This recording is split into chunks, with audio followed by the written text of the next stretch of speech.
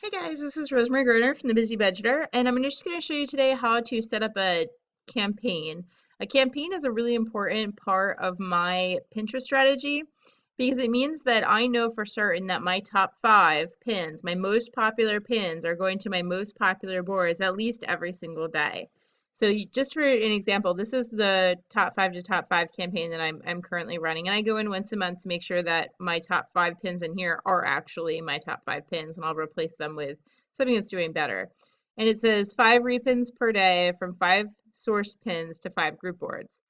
514 pins have gone through this campaign, and I've received a total of 13,115 total repins and 3,108 likes out of the 514 pins. So you can see why this is a huge part of your Pinterest strategy. So let me show you how to get started. Weirdly enough, you're actually going to start your Pinterest campaign in Scheduler.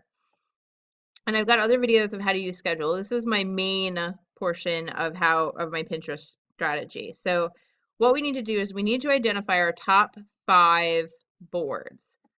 Before you do that, I want you to identify your top 5 pins. There's two ways to do this. If you are an active Pinterest user and you're already kind of rocking Pinterest, you could do that by going into Google Analytics and looking at your top 5 pins.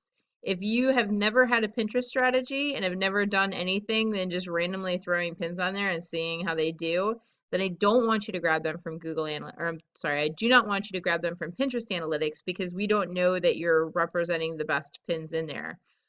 What I want you to do in that case, if you have no Pinterest strategy, if you don't really feel like you're rocking Pinterest at all, if you have low repins and low traffic from Pinterest, I would rather you get your top pins or top posts from Google Analytics. So I want you to make, wherever you get that information from, I want you to make a list of your top 5 posts. If one of those posts is not like the other, so let's say that you have 4 popular posts about ways to save money and then a random like lemonade recipe. That's going to be really hard to pin a lemonade recipe and 4 of those posts to your top 5 boards, because one board might be money saving and the second board might be best of money saving bloggers and the third one might be frugal bloggers. And then that lemonade is going to look weird with all the money posts. So what I would tell you to do in that situation is just to ditch the lemonade post and choose another post that would make sense.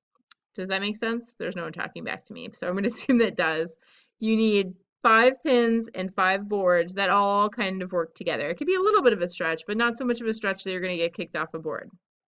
Okay, once you've done that, once you've chosen your top 5 posts, you're going to choose your top 5 boards. And you do that through hitting right here, pinning tools. Once you do that, you come down and choose scheduler. I'm already on this page. So you are looking right here. This number right here, 0.07, 5.8, these are the average repins for that board. You're going to be looking for high repin rates. Now, there's a second aspect of this is because you're going to be sending at least 1 pin every single day, you need to be absolutely sure based on the pin rules, based on once you open the board, you want to make sure that they don't say anything like no duplicates, which means that you can't repin the same thing over and over. You want to make sure it's a fast moving board because you're only going to be having 5 pins going to this just in a loop. So if it's not a fast moving board, it's going to look like you're spamming the board because you're basically sending the same thing over and over again. Thankfully, this is pretty easy because most boards with high repin rates have a lot of bloggers pinning to them. So when that happens, then they move really, really fast. You can send the same pin to the same board over and over and over again, and those same people will never see it because there's just so many followers and there's so many pins. Okay, so you go through here and look at all these numbers and figure out which ones are getting the highest repin rates for you, and those are the ones that you're going to put into your system. Okay, so to actually set up your campaign, once you've got, now at this point we're going to have our top 5 pins, our top 5 boards, and they all kind of match enough to make this possible. We're going to come up here to pinning tools, we're going to click campaigns. This is my other campaign, but I'm not starting another one. You should only have one in my I guess my advice is to only have one, but I'm just going to show you how to do it. So you're going to click new campaign. We want a random campaign, and we're going to do a list of pins. Then I want you to come over to Pinterest Analytics. Now you can choose any pins. You can choose pins that go off of your best of board. I don't know the right way to do it. I've never A/B tested this. That might be something for me to do when I get some free time. But I can tell you this is the way that I do it, and it's been successful for me. So it's not that it's the only way, it's just this is the way that I'm doing it. Okay, so I choose activity from Busy Budgeter. Click that. And let's see, I want clicks. And this is, like I said, this is just what I do. I don't know that this is the best way to do it. You may do better by choosing pins from your best of Busy Budgeter board, or best of whatever your blog is, which is going to be the first one on your board, but this is what I do really well with. Okay, so I'm going to list them down, 4 side jobs, or $70 a week grocery budget, the only budgeting program. Since those are kind of on repeat, I'm going to take this pin, this pin, this pin. I'm going to keep going. I need 5 top 25 frugal living pinners on Pinterest and how to start a budget. 1, 2, 3, 4. So that's 5. So I'm going to click on this, and that's going to open the pin. You're going to copy and paste the pin. You're going to come on over here and stick the URL in. And you're going to do that for the rest of those pins that we just identified. So you're going to have you're going to have 5 Pinterest URL links just like that. When you've got all 5 of them, you're going to come down here and you're going to add the board. And you've already identified what your top 5 boards are that make sense. Again, you need them to make sense. So if I'm pinning a bunch of money saving things, and then I have a best desserts board that gets like 60 repins.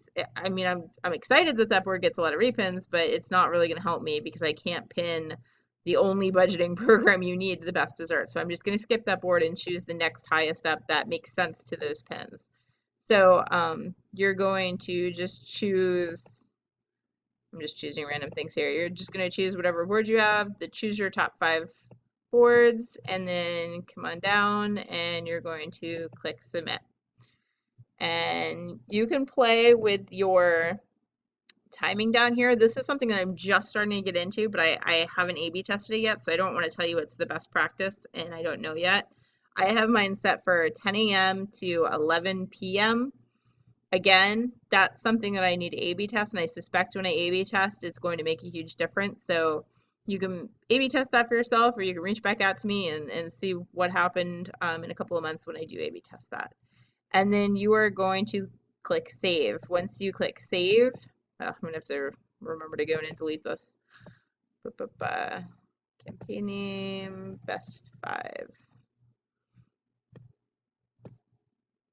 Click save.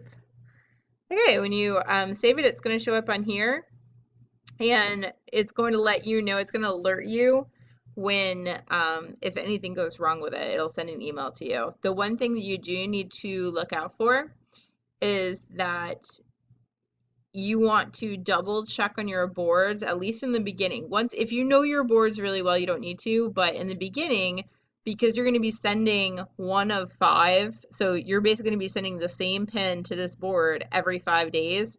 Again, you need to make sure that this is a fast-moving board. Likely it is because it has high repins, but if you're kind of new to Pinterest or don't have a really good Pinterest game yet, there's a good chance that all of your group boards are maybe not the best, so they're not going to move as fast as the really, really big board. So pop into Pinterest over the next couple of days, and I want you to open the board, your 5 boards that you just loaded onto here, the 5 group boards, and I want you to find one of your pins and scroll down to see how far away that pin is from your other pin.